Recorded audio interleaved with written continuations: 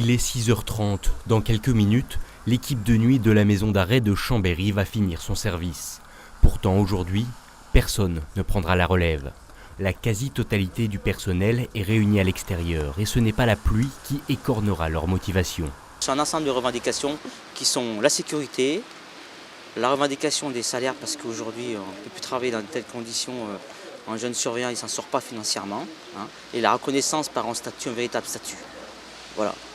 La sécurité, c'est qu'aujourd'hui nous avons des détenus de plus en plus violents, avec des agressions qui sont très violentes, à l'arme blanche, et puis des détenus radicalisés en plus. Donc aujourd'hui on ne peut plus continuer à travailler dans de telles conditions, il faut qu'on nous écoute. Selon la direction de l'administration pénitentiaire, 50 établissements sont aujourd'hui bloqués en France. Pas d'extradition judiciaire, pas de parloir, juste le service minimum reste assuré.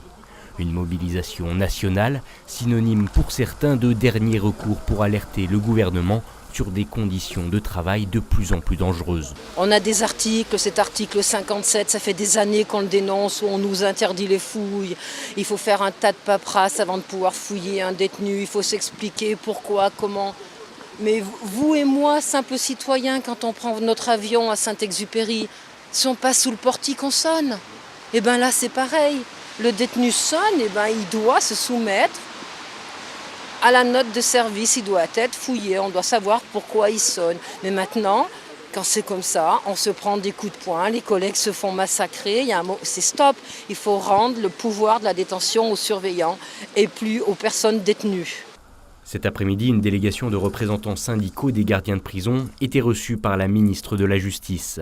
Une nouvelle chance de mettre fin à cette crise après les négociations infructueuses de la semaine précédente.